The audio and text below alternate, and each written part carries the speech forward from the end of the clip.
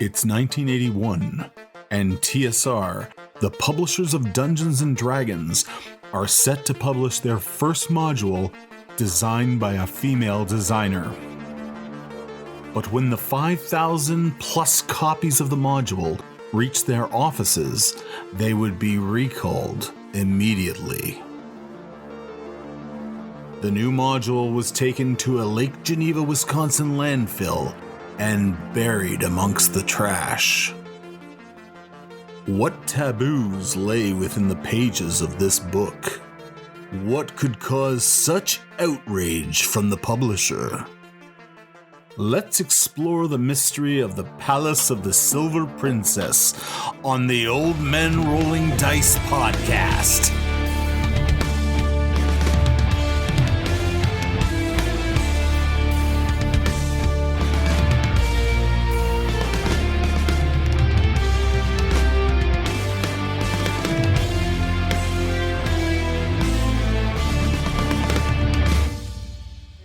Old Men Rolling Dice is brought to you by CanadianDice.ca. Don't forget to use the OMRD code at checkout for a 10% discount off your entire order.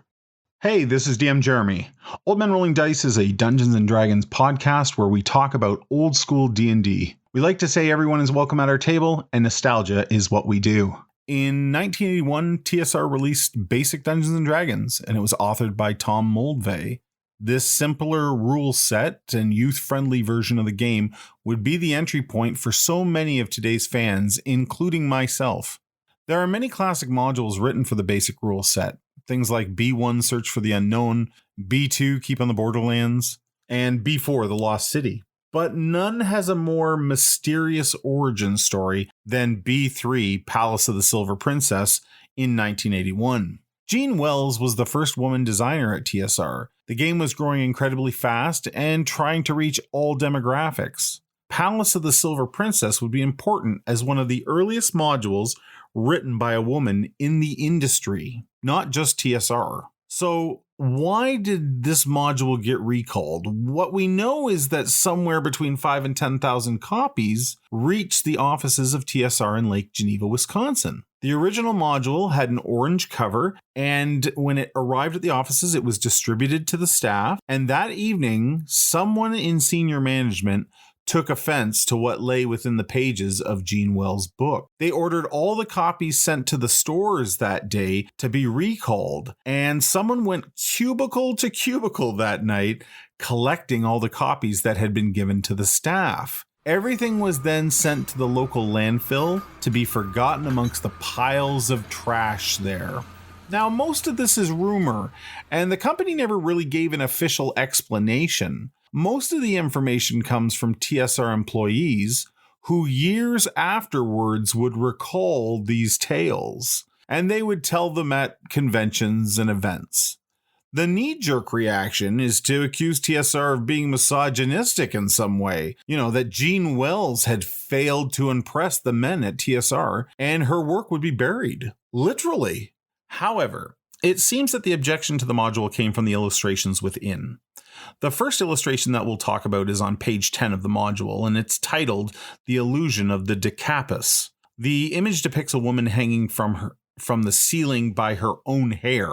Her long locks were also used to bind her arms and legs. But that's not where it ends. There's also 9 men that are surrounding her, and they seem to be tormenting her with weapons.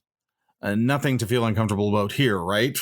No kidding. Are you picking up on the bondage vibe? I'm not kink shaming, but Basic Dungeons & Dragons was being pitched to a younger audience, and I'm not sure that this really finds the mark. The second illustration appears on page 19 and depicted a family of Ubus. That's U-B-U-E-S. What's a Ubu, you ask? Well, it's a creature that possesses 3 heads, 3 arms, and 3 legs. Its heads are both male and female, with its gender being decided by the 3rd head. So Ubus are 2 parts male and 1 part female, or vice versa. But wait, there's more. The heads of the Ubus were said to be caricatures of the staff at TSR. There were a lot of inside jokes hidden in their portrayal in the image. So it's possible that these hermaphroditic creatures resembled the staff and just went too far. I really think it had something to do with the times. During the 80s, the satanic panic was taking hold, and during the early 80s is when it was starting to pick up some steam. Some parents feared that D&D was a kind of gateway drug to Satan. Maybe TSR just decided the images were flirting with the danger and didn't want to take the risk of more heat about their product. Eventually, TSR was sold to Wizards of the Coast, and Wizards would release a copy of Wells' version on PDF. Upon reading through the PDF, I can tell you that the original is not an easy read, and it kind of lacks any kind of story hook. I think it's imaginative, but it's a little sloppy, and at some points it just gets a little silly. I think it needed to be heavily edited to tie the product together and make it more focused, which brings about another rumor. The staff from the TSR days of Dungeons & Dragons implied that they had been instructed not to mess with Jean Wells' writing. She was a good friend of Gary Gygax, the creator of D&D, and there had been discussions with the editing staff that Jean's work was not to be messed with. Whatever the case, B3 Palace of the Silver Princess was sent to be rewritten by Tom Moldvay, who authored the basic rules. His rewrite was rushed, but it was not long before a green-covered version of the module returned to TSR and was then released to the masses. There's nothing better than a new release. I love getting new D&D stuff for my ever-growing collection, regardless of my wife's concerns.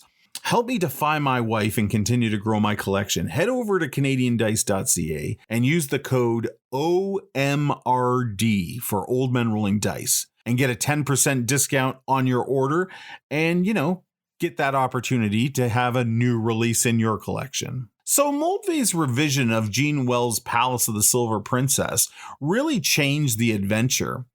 Wells had included an overland map of the surrounding area. She left a lot of room for a dungeon master's imagination. In fact, there are keyed locations in the original that are just blank spaces in the book for an aspiring dungeon master to write into and add their own encounters. TSR had done this before with a preceding book, B1, Search for the Unknown. Wells had designed a sandbox for the players to wander around in and explore. The palace itself was just a location on the overland map to be explored. There was no story or hook to draw the players to that location. In Moldvay's version, though, he cut all the surrounding locations and focused simply on the palace itself. He added a fairy tale-like story with a princess who needed saving and a villain out to corrupt the world. All the fat of the original had been trimmed, and all keyed areas had descriptions now. There were no blank spaces for dungeon masters to add their own imagination to. The book has a much cleaner layout, and it's easier to follow, and the two pieces of art previously mentioned had been removed. This adventure under Moldvay's vision was not a sandbox. It was a linear story arc. So if I was going to run Palace of the Silver Princess today, how would I do it? I kind of like the fairy tale that Moldvay constructed. I think I'd keep that element and maybe even play it up a little bit. In some of the lore that Moldvay added, he mentions a magical land called Fairy. For modern players of D&D, I think that you could substitute this for the Feywild. And who doesn't like a Feywild adventure? Having access to Wells' original, I would use her notes to develop the surrounding lands again. This would help place my fairy tale in a larger world. Wells also had created a helpful non-player character called the Tinker, and he travels the countryside with his daughter, and they live in a sort of mobile shop pulled by oxen, and Wells suggests a number of different ways to use him interacting with the player characters. Moldvay also added a pair of thieves named Candela and Duchess.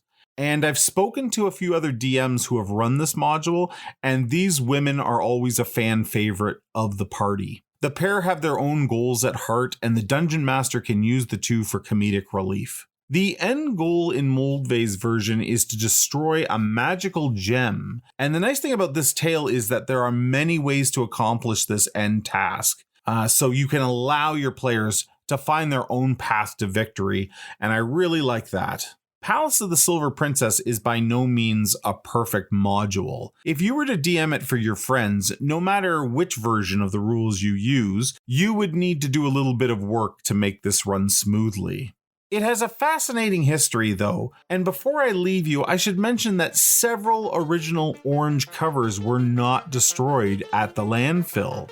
You see, some of the staff took their copies home that night, and therefore avoided the cubicle-to-cubicle collection for the recall. These remaining copies are D&D history, and they have become very valuable.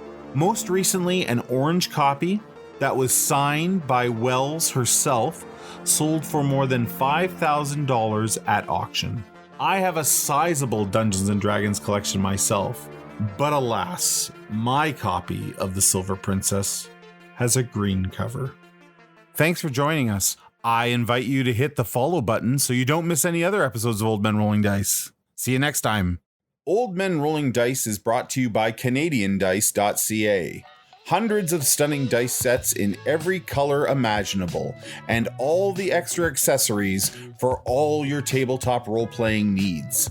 Be sure to check out their limited edition Sharp Edge dice so you can wow your friends at the table. And don't forget to use the OMRD code at checkout for a 10% discount off your entire order. Visit CanadianDice.ca today.